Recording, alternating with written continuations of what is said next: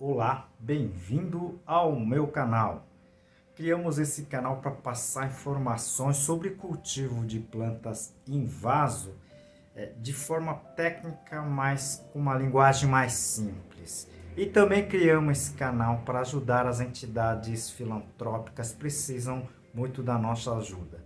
Hoje dedico o vídeo para o Lar Santa Mônica. Ajude você também.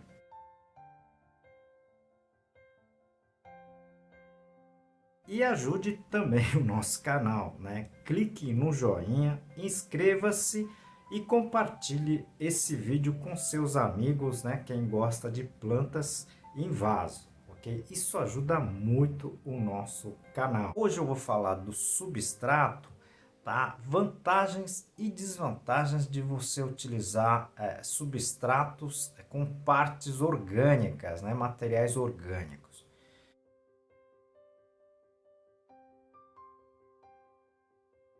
Essa pergunta, né, eu recebo todos os dias um número infinito de solicitações sobre a parte de substratos. Eu acredito que esse canal tem contribuído bastante, principalmente com relação aos aspectos um pouco mais técnicos de substrato, tá certo? Então, fica até o final, ok, do vídeo, tá? Tem bastante informação interessante aqui nesse vídeo, tá certo? Obviamente que existem materiais e materiais, né? São diferenciados, mas eu vou falar num contexto geral, tá certo? Dos materiais, né, orgânicos utilizados como substrato ou parte do substrato, ok? Um ou outro material pode ser diferenciado, mas eu vou aqui falar no contexto geral, ok? Bom, eu tenho uma playlist, né? Eu vou deixar aqui no izinho, tá? Se vocês puderem assistir essa playlist, está bem completo. Eu acredito que já tem mais de 200 vídeos, tá? Falando de material um por um, ok? Se vocês puderem assistir esses vídeos também seria bem interessante, ok? Então eu vou citar alguns tópicos, né? Positivos e negativos, tá? Com relação a esses materiais orgânicos, né? Então, como positivos, né?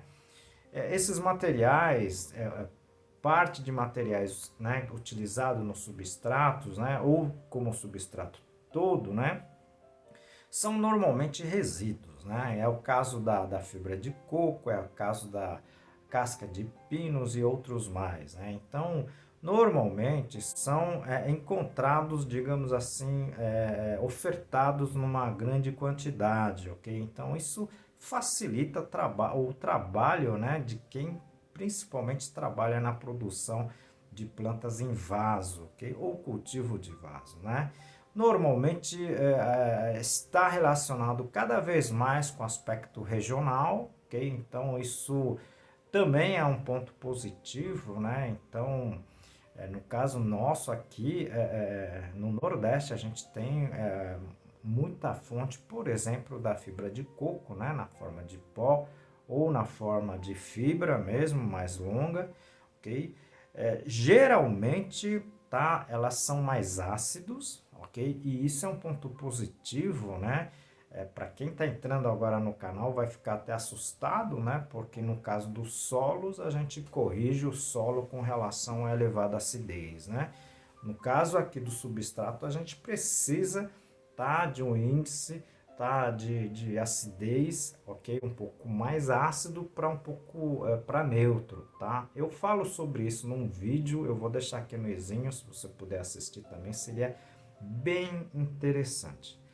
Esses materiais também têm uma concentração maior de micronutrientes, tá certo? Então é difícil a gente ver, tá, se situação, por exemplo, né, do substrato ocasionar deficiência de boro ou de zinco ou outros microelementos presentes nesse sistema, tá certo? Então, dificilmente a gente vai ver essa situação, ok?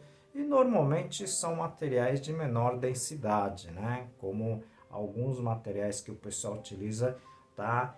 de material não orgânico, né, de alto peso, né, então de alta densidade. Normalmente esses materiais são mais leves, tá certo? Aproveito essa oportunidade para apresentar o nosso livro Cultivo Técnico de Plantas Suculentas, escrito pela minha pessoa e por mais 2 colegas. Esse livro é técnico, mas está escrito de uma forma bem simples para que todos consigam aproveitar o livro. Vou apresentar para você o capítulo, né, classificação das espécies.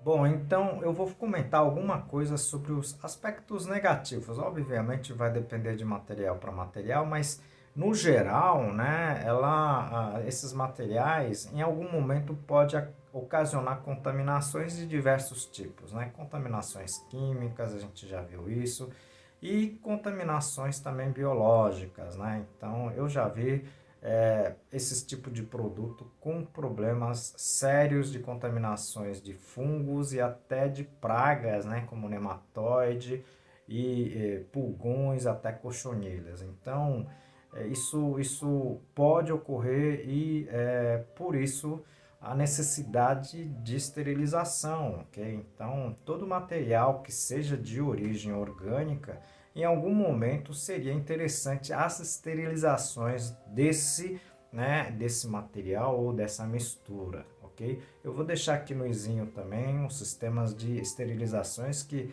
a gente tem feito na nossa pesquisa, ok? Inclusive, quando eu era produtor, a gente fazia, tá? Em todos os materiais depois de a gente obter prejuízos muito grandes com relação a esse item, tá? Outro item também que outro item também que eu tenho que falar é a menor durabilidade. A grande maioria dos materiais utilizados como parte de substrato, elas são de baixa durabilidade, ok? Então, esse item é pouco comentado, né, aqui no YouTube, tá? Mas a gente tem comentado isso, eu tenho dito muito sobre isso, tá? Nos meus livros, ok? E também como ela altera na durabilidade, ela altera também outros aspectos físicos, né? Por exemplo, capacidade de retenção de água, porosidade, tudo isso que eu comento, tá? Em vídeos à partes, né? Sobre esses itens. Aqui eu coloquei, né, alguns pontos positivos e alguns pontos negativos dos materiais que são utilizados como substrato ou parte do substrato no cultivo das plantas. Esse assunto é um pouco mais técnico, tá? Mas acredito que vocês entenderam, né, esses pontos, tá, necessários para o entendimento do substrato, ok? Vocês que estão entrando agora no canal, tiveram alguma dúvida, encaminhe a sua pergunta, encaminhe a sua sugestão para a gente, ok? Isso ajuda muito o nosso trabalho aqui. Aproveito a oportunidade para apresentar mais um livro, né? Esse livro de cultivo moderno de orquídeas da espécie Phalaenopsis e seus híbridos. Esse livro está em 12 capítulos, com uma linguagem muito simples, acessível. Como em todos os vídeos, a gente dedica o vídeo para uma entidade assistencial. Hoje eu estou dedicando o vídeo para o Lar Santa Mônica. Esse lar acolhe, tá, crianças, meninas que sofreram algum tipo de abuso, ok? E vocês podem e devem ajudar com donativos, não precisa ser recursos, né? Itens como alimentos não perecíveis, roupas, brinquedos, tudo isso ajuda essa entidade. Ajude você também.